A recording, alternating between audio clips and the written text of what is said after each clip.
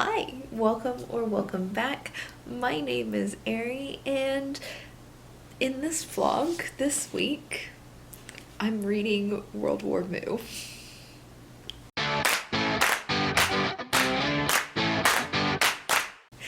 Now, if you got a chance to check out my TBR, you will see that Mike had jokingly picked out this book for me to read. One of the prompts was somebody else picked a book. He jokingly picked this out before picking out a different book that he actually wanted me to read, but I'm going to end up reading this anyway, and then it ended up on my TBR as well as like a horror genre book because, zombie cows, obvious horror genre. So I started this last night. I'm about 30 pages in chapter 4, so not super far, but I have started it. And one thing to note, this is a sequel.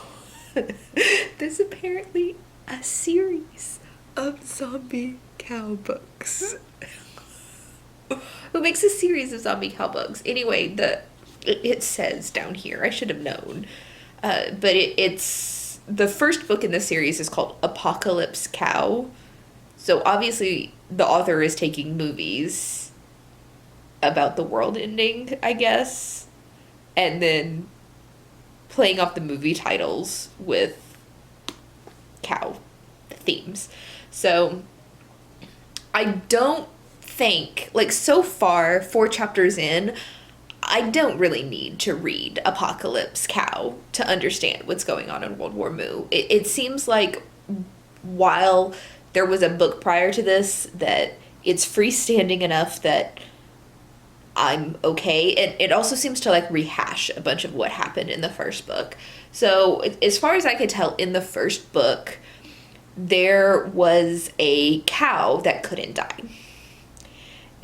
Based on of some like genetic modifications. I think the genetic modifications were created to use to kill off people's food during a time of war, right? So you poison the livestock and a country's economy collapses. But something happened and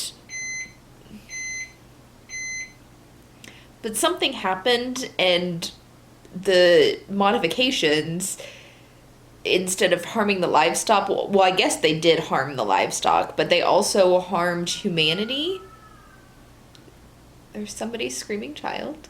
So although it did harm the livestock, it had like side effects that they didn't expect, where first off, it made the creatures violent. So instead of normal cows, you've got violent killer cows that want to fight. And then something happened and now it's making humans violent. And this disease thing was created in England. So the whole disease, violent zombie people and livestock are quarantined in the United Kingdom because they can't get out. And this book, so far, we've had a couple of different perspectives. There's a reporter who was apparently like one of or the main character of the previous book. And she broke the story of this getting out, helped shut down the borders so no one could leave England and, infect the world with this disease. And then there is a young girl trapped in Scotland who is immune to it for some reason. And then we had some like military generals, which was very caricature-like of China, Russia, and the United States, who are talking about just nuking England off the face of the earth to get rid of it. So, interesting start. As far as I could tell, this is not about cows.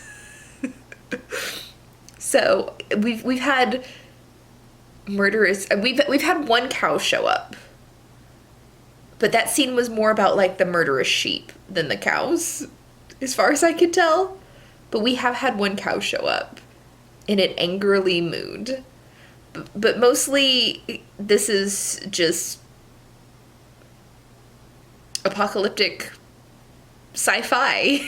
Anyway, I'm going to continue reading this, and I will check back in with you if and when I finally get some cow action.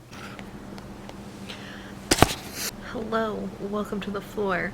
Please ignore the TV sounds in the background if you can hear them. So, I am here to attempt to update you on World War Moo, because I told you that I would update you when I got about 50%. I'm a little under 50%. It's been days. This is the most boring fucking book in the universe. And there's no cows.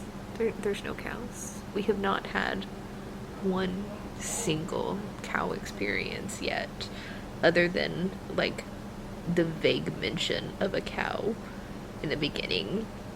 I really think that the cow part of this series was in Apocalypse Cow, which was the first book, and it was like the cows that started the disease. I think the idea of this series is based off of mad cow disease, but this is fucking boring, and it is taking me way too long to read it because I read like 2 chapters and then I get bored.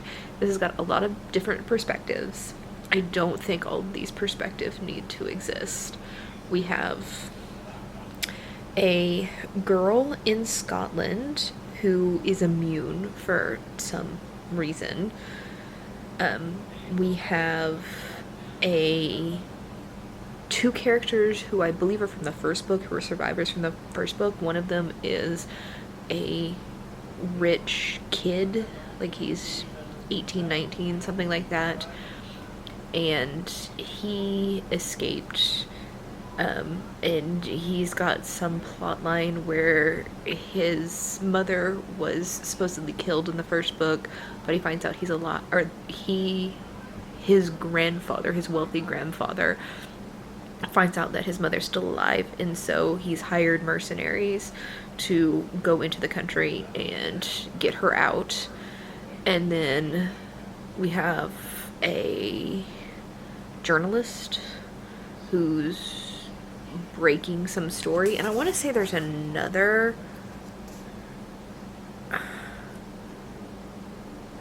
I really want to say that there's another perspective, but I don't remember what it is.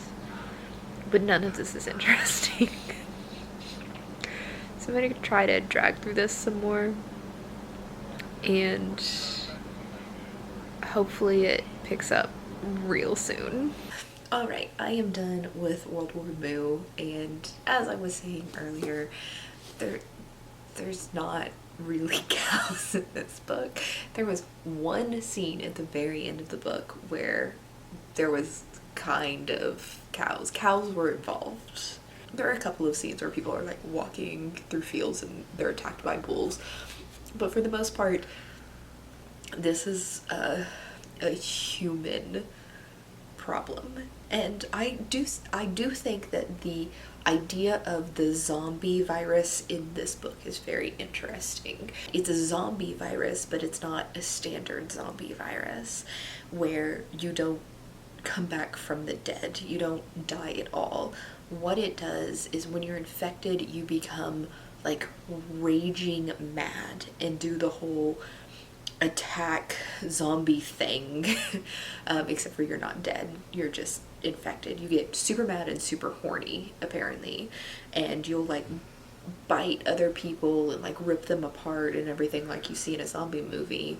But as soon as you're not around any uninfected people, then you're not angry anymore, and you can just go back to your normal, calm, chill, everyday life. Like, maybe you just killed your children, but as soon as you kill them, you're fine. Very morbid. No one in this book kills their children.